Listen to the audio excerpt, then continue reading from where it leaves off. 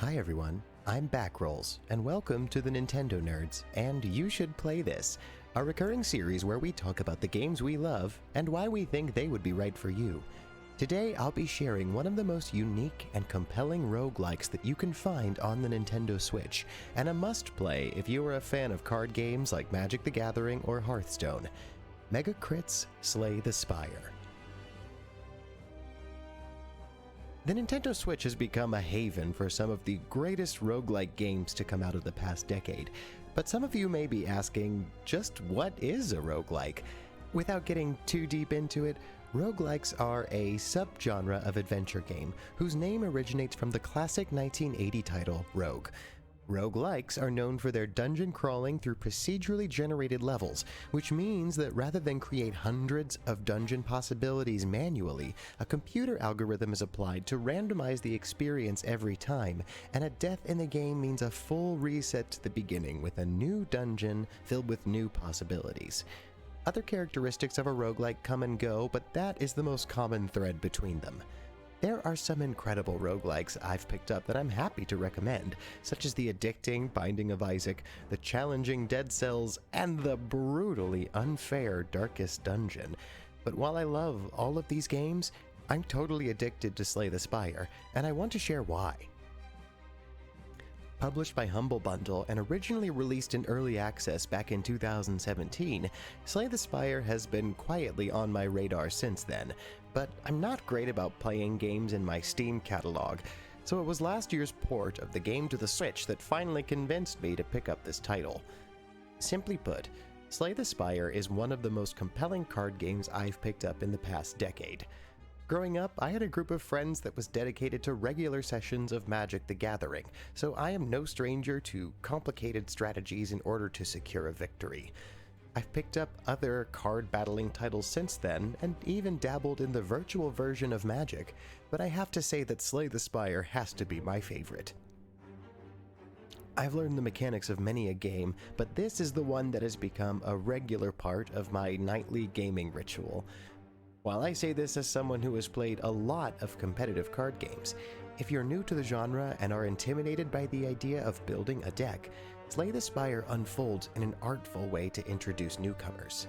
While you will eventually have 4 different fighting styles to choose from, you begin with just one fighter, which is the most straightforward version of combat.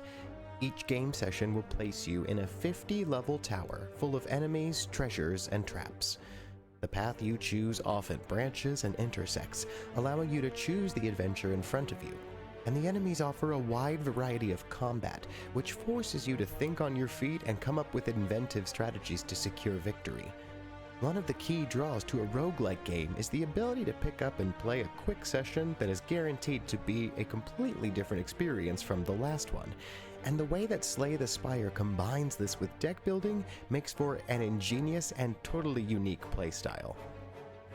Upon each victory against an enemy, you are allowed to add another card into your deck from a random assortment of 3. These cards expand upon the theme of the character you're already playing as. For example, the Ironclad, your starting character, is all about heavy hitting and beefing up your strength to deal devastating blows. But once the game is confident you have that character handled, it introduces the Silent, which is a character dedicated to poison damage and discarding your own hand to apply buffs. Each of the 4 playstyles is totally unique, and they are introduced at a terrific pace to make sure you're not overwhelmed by the game's many mechanics. While I was proud of my ability to come up with some pretty devastating strategies in Magic back in the day, it's really easy to see how people can find that game extremely overwhelming. Decades of play have introduced so many mechanics that there is an entire dictionary of rules, and you essentially need to know how to build a Rube Goldberg machine of destruction. Slay the Spire takes that same sentiment of building upon a deck's theme and delivering devastating combos without requiring vast amounts of knowledge on card games, and I think that's really important. Competitive card games are an extremely fun genre, but there are many barriers that hold people back. Getting into it for the first time is expensive, you often have to have other friends who are into the same game, there's an overwhelming amount of rules. Well, none of these are true with Slay the Spire. The experience has been condensed into an approachable and addictive format. each time I failed on my tower climb, I found myself rushing right back into the game for another go at it. Progressing further into the tower earns you experience, which in turn unlocks stronger cards and power-ups to make the likelihood of success greater the next time you attempt a run. It's an incredibly smart grinding mechanic that makes sure you spend time with each of the characters.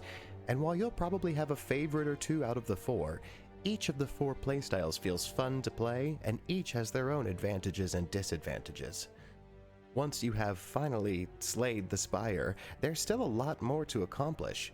Pulling off certain feats within the game will offer options to compete in a daily challenge against other players to obtain a spot on the leaderboard, as well as new solo game additions with increased challenge for the seasoned card battler. Roguelikes are addicting because it's easy to pick one up for 10 minutes or 10 hours, but mastery of the mechanics is the way to victory. Slay the Spire stands out from the rest of the pack with its card-based playstyle, but stays true enough to form that it is one of my favorite examples of the roguelike genre. You should play this if you are into competitive card games, if you are looking for an affordable title with a ton of replay value, or you are looking for something turn-based with a twist on the traditional. Skip this game if you don't like adventures that are mostly text-driven, if you're looking for an online action-oriented or multiplayer-focused game, or if you just don't like competitive card games. Slay the Spire is available on Steam, PlayStation 4, Xbox One, Mac, and on Nintendo Switch, which is how I played the game. Thanks for watching You Should Play This. Let us know what title you've been obsessed with as of late, classic or contemporary, and we just might have to take a look at it. As always, we hope you leave this video ready to pick up a Pro Controller, a paintbrush, or a pen. I'm Backrolls, and this has been the Nintendo Nerds.